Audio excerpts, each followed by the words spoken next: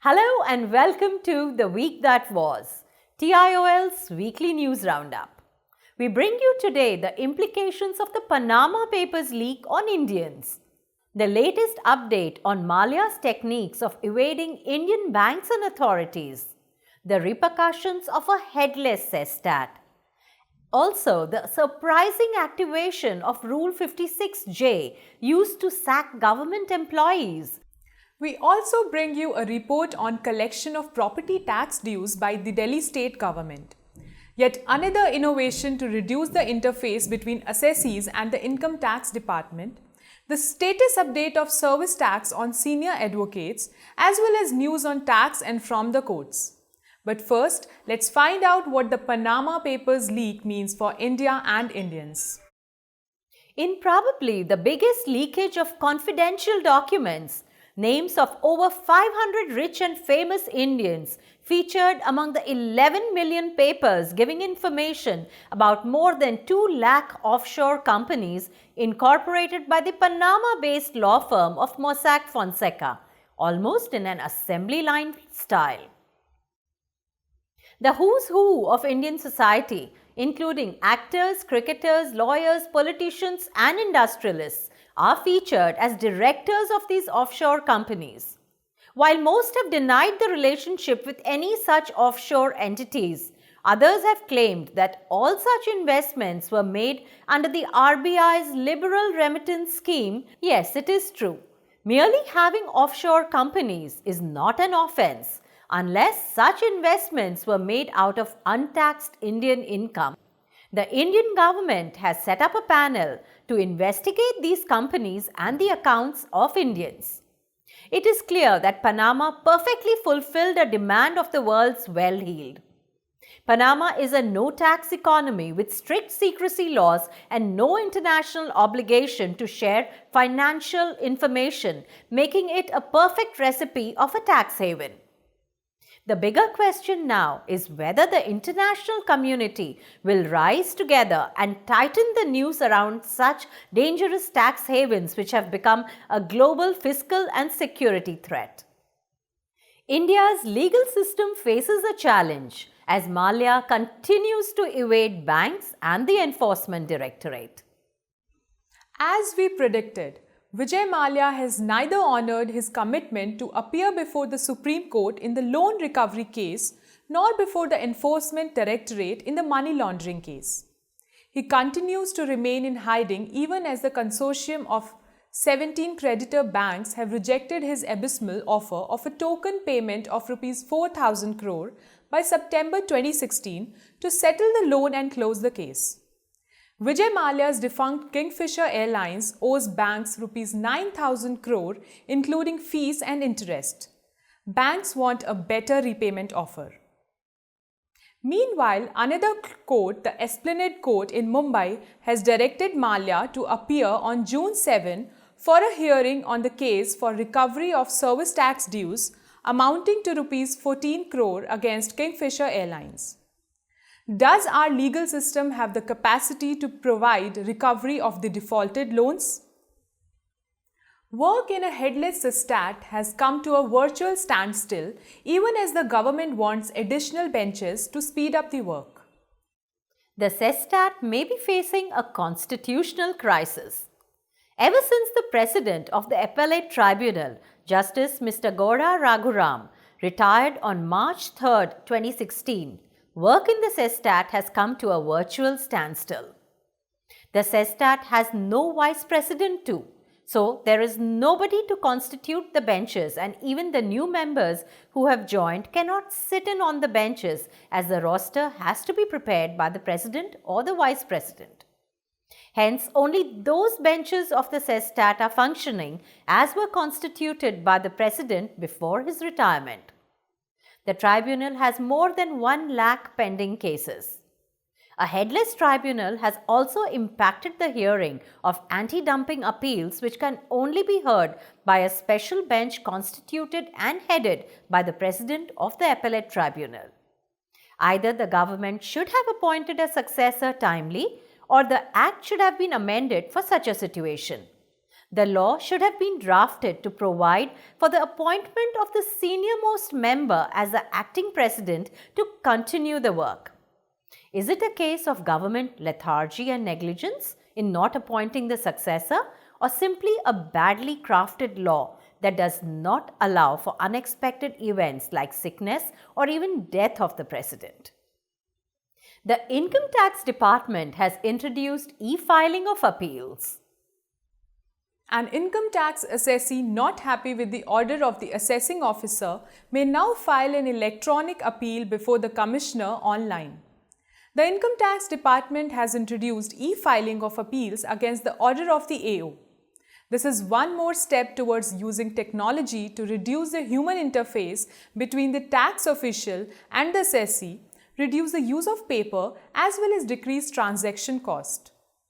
The assessee just needs to fill out form number 35, which has been reformatted to allow it to be electronically uploaded onto the web portal of the tax department.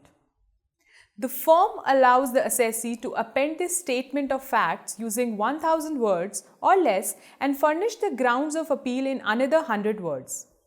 Documentary evidence can also be appended. All taxpayers who have filed e-returns are eligible to use Form 35 for electronic upload. The hearing of such appeals filed online will also be fixed electronically. Who would have thought the government would actually use the 56J rule to sack old employees? After 30 years, the Central Board of Excise and Customs has actually invoked Rule 56J to sack 14 personnel, including 2 of commissioner rank. A panel of officers of the Department of Revenue headed by the Revenue Secretary reviewed the track record of each department employee and fired 15 for non-performance. Under Rule 56J of the Department of Personnel and Training, the government may review the performance of an employee who is 50 years old or has completed 35 years of service. If the government wants to target inefficiency, then why wait 35 years to do so? Will use of Rule 56J encourage older employees to better work performance or relationships with bosses? Will it be used to weed out the inefficient or harass the principled? Are senior lawyers liable to pay service tax? Most high courts do not think so. At least 3 high courts have stayed the levy of service tax on senior advocates. In the Budget 2016, it was proposed to withdraw the exemption available to advocates and exclude senior advocates from the reverse charge mechanism of making the client pay the tax. The Calcutta High Court held in favor of the senior advocates, observing that prima facie the changes sought to be brought about appeared to be unreasonably prejudiced against the senior advocates. The High Court has stayed these notifications issued by the government. Even the Delhi High Court, to maintain consistency with other high courts, stayed these notifications and directed the revenue to continue with the reverse charge mechanism for payment of service tax for senior advocates. 2 questions arise. Should each high court go ahead and stay these provisions, or does the issue need to be taken before the apex court? Also, the designation of advocates as senior lies at the core of the issue. If doctors are not officially designated as senior, should advocates? Bureaucrats posted outside Delhi but holding on to government houses may need to vacate by June this year. There is no love lost between the Delhi government and the centre.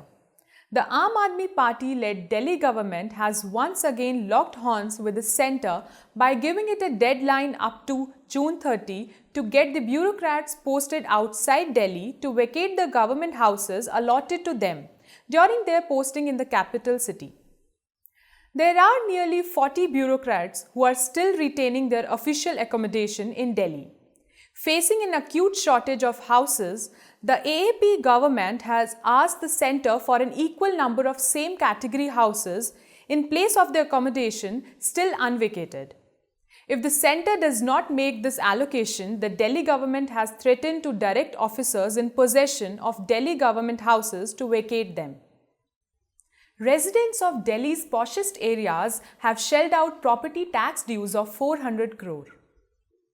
The Delhi Chief Minister, Mr. Arvind Kejriwal, as the ex officio member of the New Delhi Municipal Council, has successfully pushed the NDMC to raise revenue collection.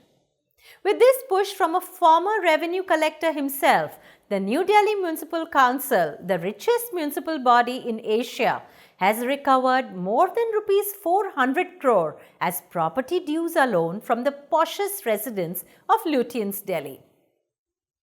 The defaulters list includes aristocratic clubs like the Delhi Flying Club and the Delhi Gymkhana Club, five-star hotels including the Park and Claridge's, banks, central government establishments, and even a couple of embassies.